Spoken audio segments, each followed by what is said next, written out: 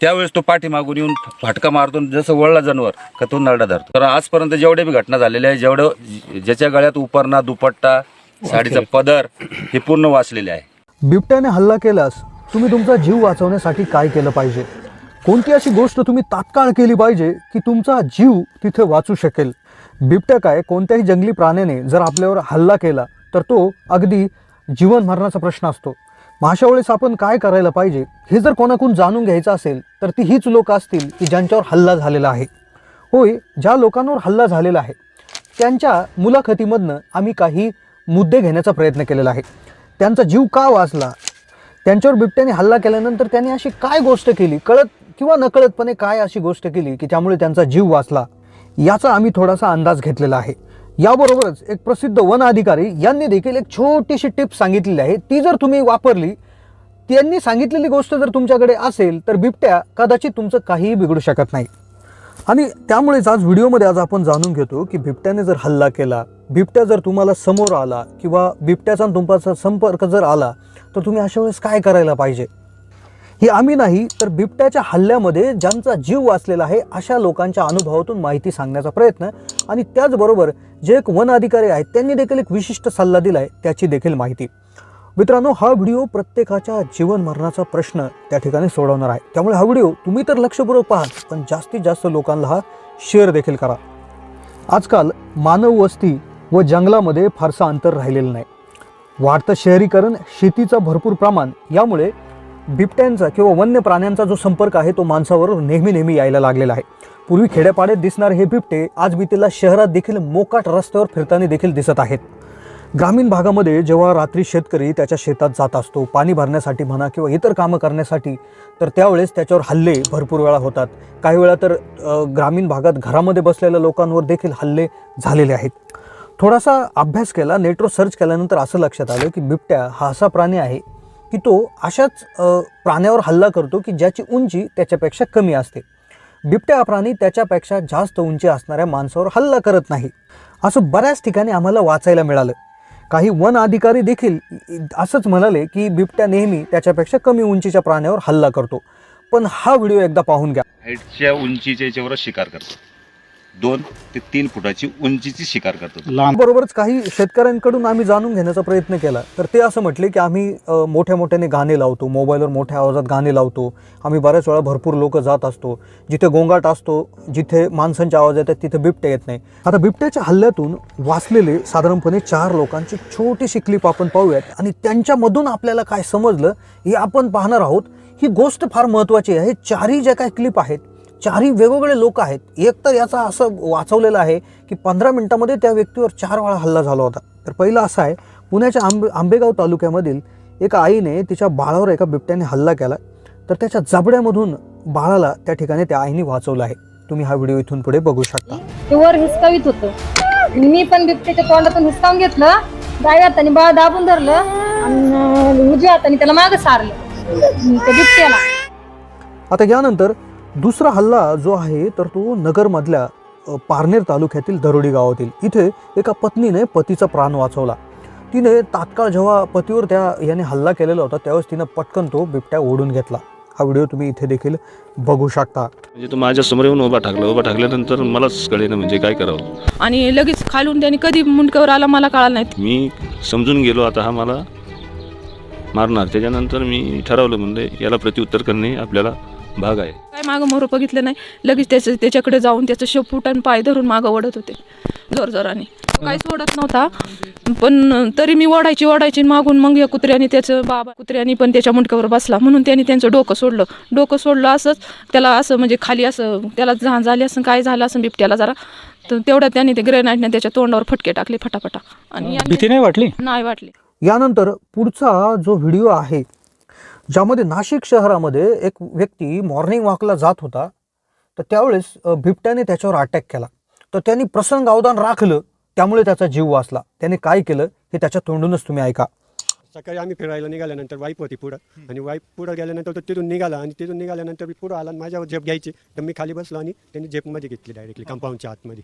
आणि मग मी जोरात गागलो खाली बसलो डायरेक्टली कांदा, आणि मग त्याने उडी मारली, ती वळून गेली माझ्या डोक्यावर. आता यानंतर चौथा जो हल्ला बिबट्याने एका तरुणावर केला होता, जो नाशिक जिल्ह्यातील सिन्नर तालुक्यातला शेतकरी आहे, तर याच्यावर तब्बल 15 मिनिटात 4 वेळा बिबट्याने हल्ला केला, पण तो त्यामधून देखील वाचलाय.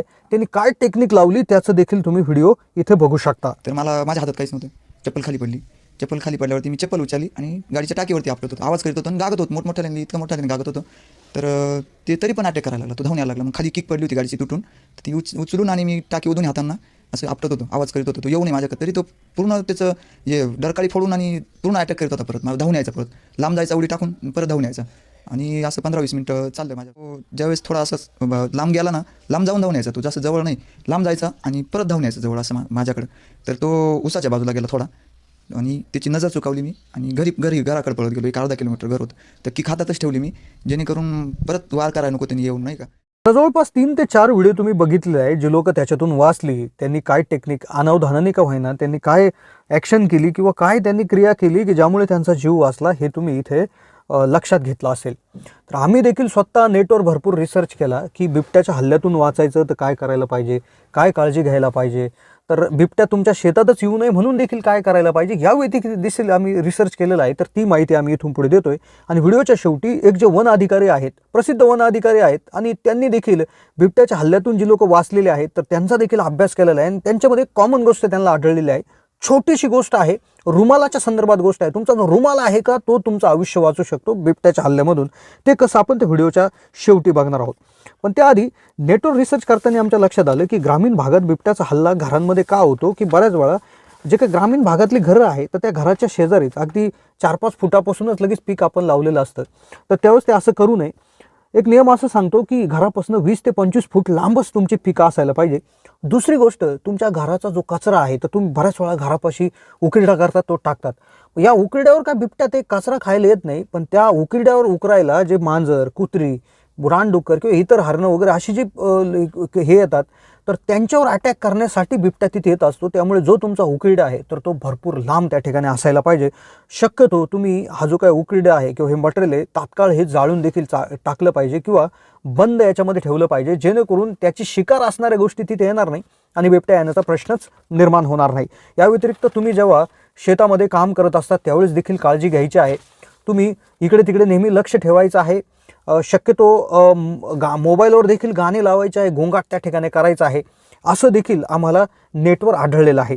पण या व्यतिरिक्त एक वन अधिकाऱ्याने एक अशी सोपी टेक्निक सांगितली आहे, म्हणजे 2 टेक्निक सांगितले, एक रुमालाच्या संदर्भात आहे आणि एक दुसरी अजून एक टेक्निक आहे. एक टेक्निक अशी आहे की अटीतटीचा हल्ला झाला तर तुमचा जीव वाचेल, आणि दुसरी टेक्निक बिबट्याला तुमच्या जवळच येऊन देणार नाही. तर बिबट्याला जवळ न येऊन देण्यासाठी त्यांनी काय सांगितलं, एक टायर घ्यायचा आहे, त्या टायरमध्ये लाल मिरच्या ठेवायच्या आहेत आणि त्या मिरच्या जाळायच्या आहेत. म्हणजे एखाद्या अगरबत्तीसारख्या मिरच्या तुमच्या पूर्ण जे काय कंपाऊंड आहे किंवा जे तुमच्या शेताची बाउंड्री आहे तिथं लावायचं आहे. आता हा तिखट वासामुळे होईल काय, याला बिबट्याने काही नाही होणार, पण बिबट्याचे जे भक्ष्य आहेत जसं हरिण, रानडुक्कर, तर हे तुमच्या शेतामध्ये येणार नाही, कारण की रानडुकराला वास अगदी 5 किलोमीटरपासून येतो. तो तिखट वास माहून ते तिकडे फिरकणार नाही.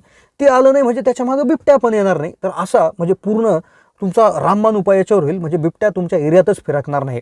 2 फायदे होतील, रानडुकरांपासून देखील बचाव आणि बिबट्यापासून देखील बचाव. आणि दुसरा महत्त्वाचा जो विषय त्यांनी सांगितला आहे, त्यांचं म्हणणं असं आलं की अटीतटीचा प्रसंग ज्यावेळेस येतो, ज्यावेळेस बिबट्या तुमच्या मानेवर ज्यावेळेस हल्ला करतो, त्यांचं असं म्हणणं आहे की तुम्ही तिथे तुमचा जो काय रुमाल आहे तर तो रुमाल तुमच्या गळ्याभोवती गुंडाळून घ्यायचा आहे.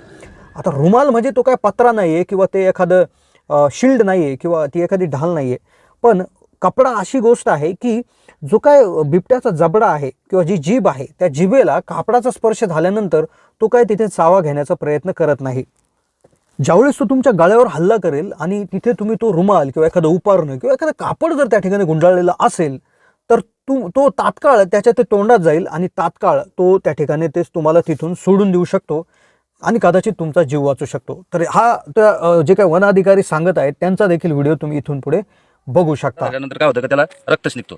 तर हे रुमाल जे उपरणं मी म्हणलं जसं, तर रात्रीच्या वेळेस तुमचं उपरणं इकडं, तसं हा उपरणं आपण गळ्यात असं कमी बांधतो, फक्त असं टाकत होतो. कदाचित समजा आपल्यावरती हल्ला झाला आणि त्यानं धरलं, तर त्याची जबान इतकी सेन्सिटिव्ह राहते की तो लगेच सोडून देणार. वाचीन का त्याला हे उपरण्यामुळे जबान कपड्याचा लगेच सोडून देतो. कारण आजपर्यंत जेवढे घटना झालेल्या आहे, जेवढं ज्याच्या गळ्यात उपरणा, दुपट्टा, साडीचा पदर हे पूर्ण वाचलेले आहे. ज्याच्या गळ्यात नाही आहे ते समजा हे झालेले आहे, घटना झालेली आहे, अशा दुर्घटना झालेल्या आहे, त्याच्यामुळे हा गळ्यात उपरणं वगैरे. तर ही होती मित्रांनो माहिती. कशी वाटली माहिती कमेंटच्या माध्यमातून कळवा. तुम्हाला बिबट्याच्या हल्ल्या संदर्भात काय अनुभव आलेले आहेत याविषयी देखील आम्हाला कमेंटच्या माध्यमातून कळवा. आणि आमचं तुम्हाला निवेदन आहे की हा व्हिडिओ जास्तीत जास्त लोकांना शेअर करा. कदाचित यामुळे भरपूर लोकांचे प्राण देखील वाचतील. धन्यवाद मित्रांनो.